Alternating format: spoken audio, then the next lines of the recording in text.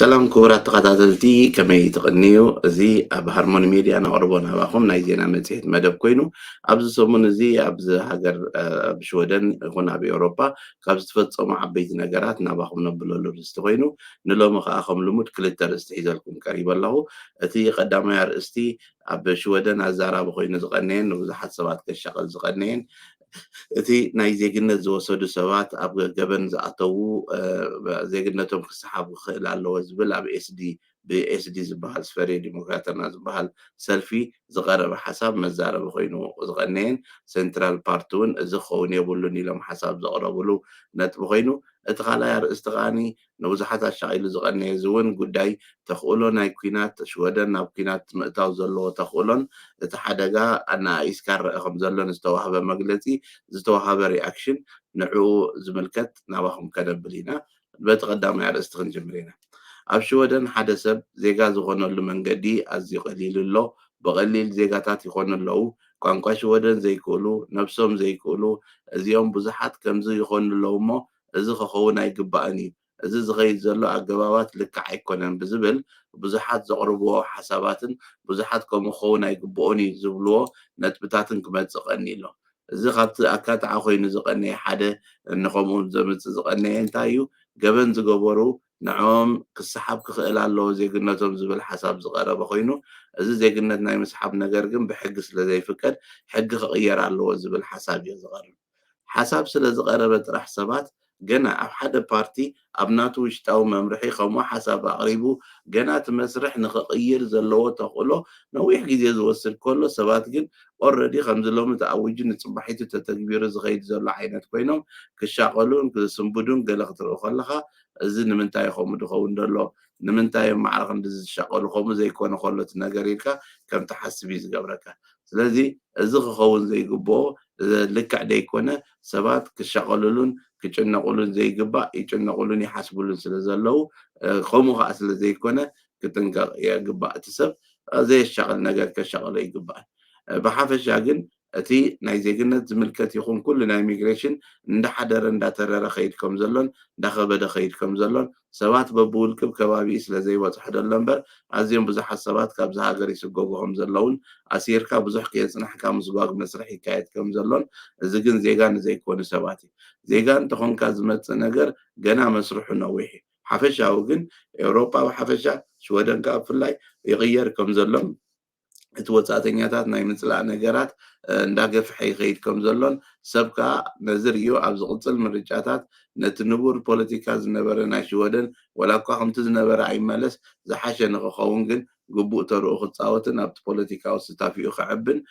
ኣገዳሲ ምዃኑ ክርድኦ ይግባእ ዜግነት ወሲድካ ስጋዕ ሎሚ ኣይምለስን እዩ ንኽምለስ ዘለዎ ሕጊ ንኽቕየር መስርሕ ከዓ ሓፂር ኣይኮነን ሓደ ካብቲ መሰረታዊ ሕግታት ከተቐይር ኣብ ሽወደን ኣዝዩ ነዊሕ ዝኾነ መስርሕ ስለ ዘድልዮ ብቐሊል ስለ ዘይቅየር ነዚ ከምዚ ዓይነት ነገራት ሓሳብ ጥራሕ ቀሪቡ ሞሽን ዝበሃል ኣሎ ወይ ከዓ ኣብቲ ናይቲ ሰልፍታት ውሽጢ ዝመፅእ ኣሎ ኣብኡ ጥራሕ ሓሳብ ስለ ዝቐረበ ብኡ ጥራሕ ተጨኒቕኩም ከም ዝኾነ ጌርካ ብዙሕ ሰብ ክጨናነቕን ክስንብድን ገለ ክትሪኦ ከለኻ እቲ ሕጋዊ ገባብ ኣሰራርሓ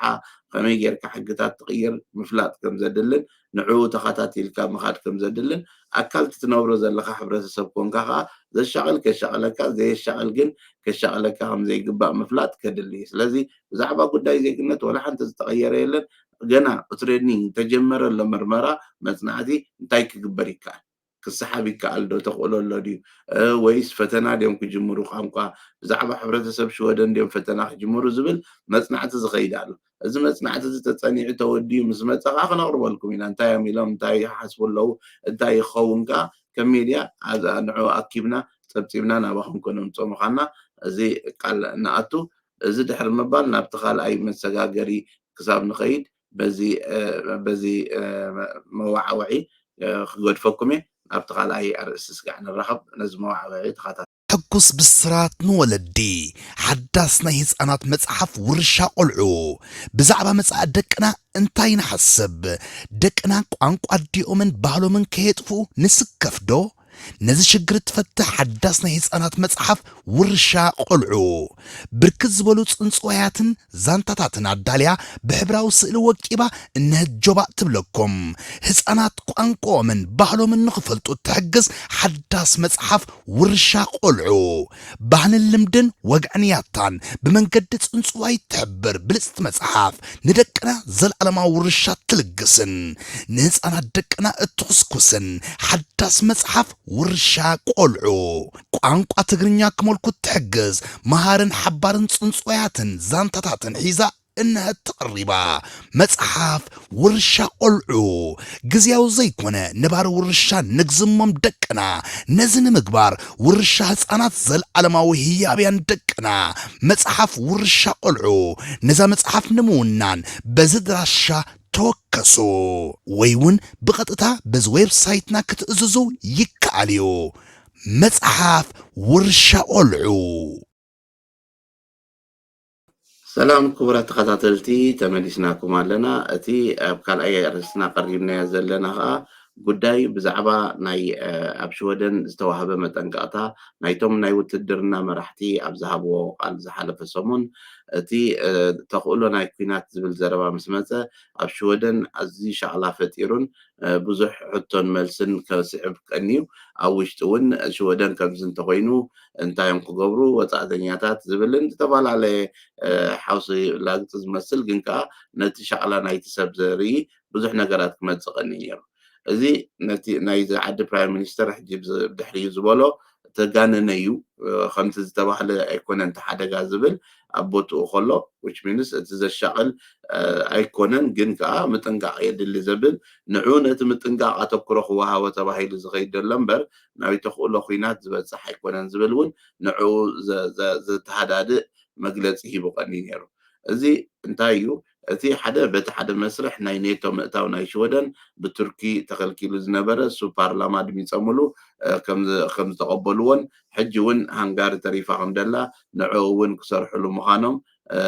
ይግለጽ ከም ዘሎ እዚ ከምዚ ኢሉ ማዕረ ማዕረ እንዳኸደ ግን እቲ ዝተደልየ ካብቲ ዝተዋህበ መልእኽቲ እንታይ ነይሩ እቲ ናይ ዩክሬን ኩናት ናይ ራሽያ ኩናት ኣብዚ ኣብ ኣፍ ደገና ምዃና ሰብ ረሲዕዎ እቲ ኩናት ናይ ዩክሬን ናይ በይና ኩናት ጥራሕ ገይርዎ ኸይድ ኣሎ እቲ ምድላዋት ኣይገበረን ዝብል ነዚ ኣቓልቦ ሻዕላ ፈጢርካ እቲ ሰብ ግቡእ መጠንቀቕታ ክገብርን ነቲ ጉዳይ ብኣተኩሮ ክሪኦን ኣኽቢዱ ከዓ ክሪኦን ስለ ዝተደልየ ዝተገብረ ምዃኑ ካብቲ ዝተዋህበ መግለፂ ርድእ ኮይኑ ድሕሮ ግን ነቲ ተፈጥረ ሻዕላ ምህዳእ ተባሂሉ ክሪስተንሰን ኣብ ሚድያ ወፂኡ እዚ ዝተጋነነ እዩ ከምዚ ዓይነት ሓደጋ ኣይኮነን ተኽእሎ ናይ ኩናት ብክንድቲ ዝተባህለ ደረጃ ኣሸጋሪ ይኮነን ስለዚ ሰብ ክረጋጋእ ኣለዎ ዝብል ዝሃቦ መግለፂ ኣሎ ስለዚ ክትሪኦ ከለካ እቲ ብሓፈሻ ከምቲ ዝበልናዮ ናይ በዓል እስራኤል ፍልስጤን ጉዳይ ምስ መፀ ዞባ ኣብ ብዙሕ ክፋል ዓለም ሽግር ምስ በዝሐ ነዚ ናይ በዓል ዩክራንያ ሽግር ዓለም ኣቓልቦ ክትቦ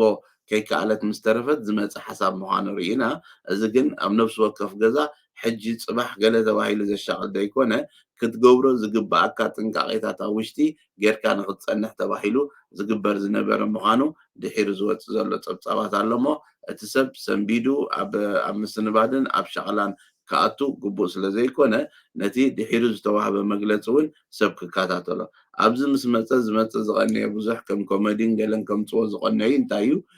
ኩናት ተተላዒሉስ ወፃእተኛታት ኣብዚ ዜግነት ይብናዮም ዘለና ምሳና ደው ኢሎም ሃገር ክከላኸሉ ድዮም ወይስ እንታዮም ክገብሩ ምስ ተባሃለ ብዙሕ ክመፅእ ዝቐነየ ነገራት ነይሩ ዜግነታዊ ግዴታ ኣለዎም ክገብሩ እዮም እዚ ገሊኦም ከዓ ቀደሞ ካብ ኩናት ኢና ሃዲምና መፂና ሕጂ እውን ኩናት ተመፅኡ ናብ ካልእ ነብል ዝበሉ እዚታት ኩሉ እትሪኦ ከለካ ነቲ ዝቐነየ ስምዒታት ዝፈጥሮ ሂካፕስ እንታይ ምዃኑ ትርኢ ኢኻ ግን ከምቲ ዝተባህለን ከምቲ ዝተጋነነን ኣሸቓሊ ከም ዘይኮነ